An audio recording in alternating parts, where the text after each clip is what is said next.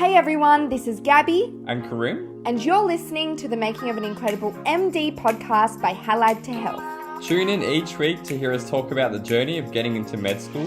From GAMSAT to medical interviews, get the insider scoop from med students who have done it all before.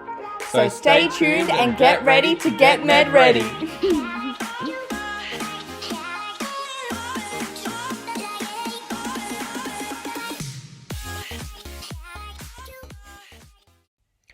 Hi guys, welcome back to the MMI mini-series where we will run through some mock MMI stations. Before we get started, I'd like to do an acknowledgement of country. So I'd like to acknowledge the traditional owners of the lands on which I am recording today. For me personally, that is the Yora people. I'd like to pay my respects to the elders past, present and emerging. For today, the type of station that we have is an ethics station. It's quite a difficult station. In terms of the timing, there is 1 minute reading time and 1 minute per question. The student today is Josh and the examiner is Bella, and the station is as follows. You are a rural GP working in a clinic in Eastern Victoria.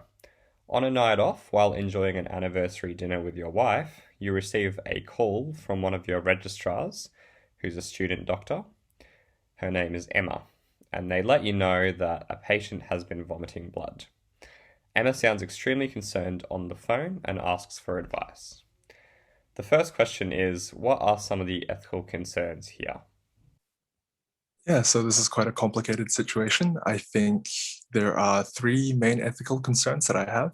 The first is that because this is a phone consultation and this is a rural setting, potentially Emma, the student doctor here, is there by herself, and she's therefore, going to be a little bit over her head, as she's clearly very distressed. And therefore I'd be worried about, the health outcome of this patient. Are they in good hands? Are they going to be okay? And am I able to adequately provide that consultation over the phone? The second concern is that because it's a rural setting, and this kind of links to the first point, Emma's probably there and there might not be anyone else around that she can rely on at this particular time of night. Perhaps everyone else is off and she's unable to find someone else, in which case, that could be quite problematic. And then the third issue is that I am a rural GP enjoying my dinner with my wife. So obviously I'm trying to have some downtime. It's really important for doctors to relax and, look after themselves so they don't burn out. And in this particular case, taking one call should be fine. But if this is a regular occurrence, that could potentially wear me down. And that's not good for, the health of our doctors and the outcomes of our patients. The next question is, what would you say to Emma?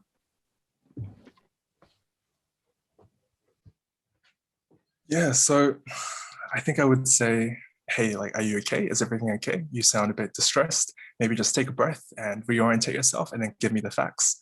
I would listen to what she has to say. Once I have a better grasp of the situation, obviously I'd ask all the clinical questions I would need to sort of get a better picture from a teleconference. And then I would sort of advise her on the general steps she can take. I've also made the assumption that there's no one else around. So I would also encourage her to, rely on her colleagues. She's probably not a one-man team. Maybe there is someone else around, perhaps in a different department, but, any doctor could, provide guidance in this particular problem. And just, encourage her, reassure her that she's been trained for multiple years. She knows what she's doing. With the help of a colleague, I'm sure she's going to be able to handle it. But if she does truly feel over her head, I might be able to come in. And I think that's going to be on a case-by-case basis. Your third and final question is it your obligation to attend this patient in person?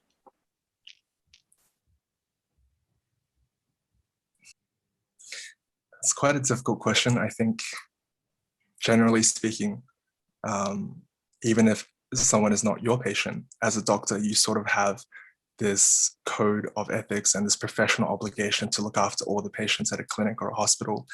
That's sort of a code you're bound by. And then as such, if you saw a person fall over in the street, even if they're not your patient, you have a sort of duty to help them, of course, because of, the training that you've had and so on. But then at the same time, I can also understand why, a rural GP who's likely, responsible for long hours with limited resources might feel the need to, enjoy their off time, and being called in constantly could really burn them out. It could cause, physician burnout, physician ideation, suicide ideation, all sorts of, rough things. And so, personal care and well-being is also very important. In terms of this case scenario, on a one-off basis, I think if he does, the real GP here, he does have an obligation to turn up if there is an emergency and his expertise is required. You have about 1 minute left. Is there anything you'd like to ask or any other questions you'd like to revisit? I probably didn't comment on the fact that the patient has been vomiting blood. So just, I guess, really quickly on that, it doesn't sound like this is a minor thing. Vomiting blood is pretty serious. It probably indicates, some pathology that we need to look at. And, perhaps I didn't indicate before that this is quite a serious thing. And therefore, of course, my heart goes out to the patient. I'm really concerned about her safety. And then all my decisions would be seen through that lens. But that's the only thing I wanted to add. How do you feel you went with that? Yeah, the question caught me kind of off guard. I guess I wasn't expecting that particular question, which is stupid because you shouldn't expect any kind of question. But I think I was okay, maybe a little bit rushed for the second one. I think I got a bit nervous, spoke a bit fast. I think I'm happy with my logic and the things I would do. But perhaps like I added at the end, I could have shown more empathy to the patient. I think that's really important. Yeah, absolutely. I agree with all of those things. I think the thing that stood out for me that you did really well was also your structures. Like you came in, especially that first question, you said your first thing was, I think one of the first things you said was like, what you've got to think about the patient in this scenario. That's always number one. That's 100% what medicine is all about. The patient is number one. So that was a great intro. And then you had the structure very clearly of like 3 things you were going to talk about. So I think that was really good.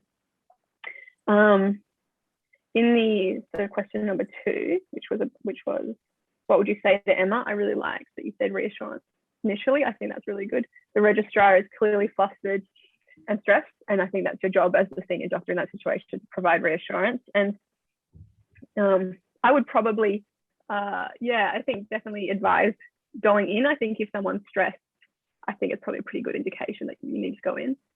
But I think, and you mentioned that, so that was good. And then in question 3, is it your obligation to attend this patient in person? Yeah, you made that really clear. Again, that you believe it is your duty as a doctor. You've got that professional code of conduct, and so I thought that was good. Like I think your content. Sorry, is what I'm saying. Your content was very good. Your ideas were good. I agree in terms of areas of improvement. I think you could flesh it out a bit more. You had a minute to play with, so definitely look into those ideas a bit more. Another thing that I think is probably jumping out at me when I read that stem is that out for dinner, I always just think maybe there's alcohol involved. I think it's something important to touch on. Just assess if the doctor has been drinking alcohol, like what capacity, what state they are in. Are they able to provide help? What else I want to say? Sorry, let me just think. Perhaps another thing is like, where would, privacy of the patient, confidentiality of the patient, where would you discuss this case? Like if you're at a restaurant, are you going to take that phone call at the table? Are you going to take it outside?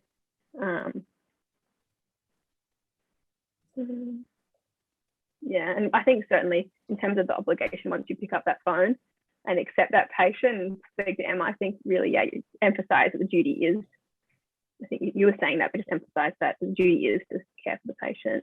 And also that might not necessarily be escalating the care. If this patient is 99 from a nursing home with end-stage liver disease, maybe they don't need escalation of care. It can be quite a complicated situation, but it just all comes back to what the patient's goals are. And yeah, you being able to see that full clinical picture. I think you did that really well. Just flesh out those ideas that you had in there. Cool. Thanks for that. Can I get some feedback on my tone or delivery as well? Yeah, I thought that was good. I thought you spoke very clearly, slowly.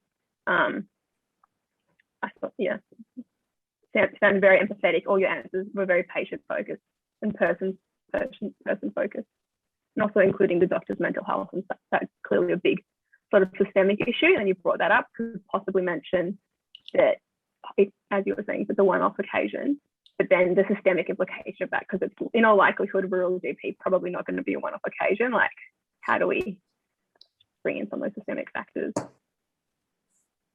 Fair enough. Thanks, Bella. Do you have any questions? No, I think the feedback was really comprehensive, so my mind's actually just blank right now. That's fine. Let us know. So there we have it. That was a station run by Bella and our student Josh. Hope you guys learned something useful today. If you have any questions, please feel free to reach out to our email at info@halladtohealth.org. The station was quite difficult, but overall, I hope that you guys found it useful. Hallad to Health is currently running some mock MMI training, which is actually run by real medical students who have sat through the process before. If you're looking for MMI practice in Melbourne, consider signing up via our website at halladtohealth.org. See you guys next time. Thank you for listening to the Making of an Incredible MD podcast by Hallad to Health. Please like, share, and subscribe to help spread the word about our podcast. And we'd love to hear your feedback. So send us an email or message on Facebook. All of our links are in the show notes. Thanks. We'll see you next time.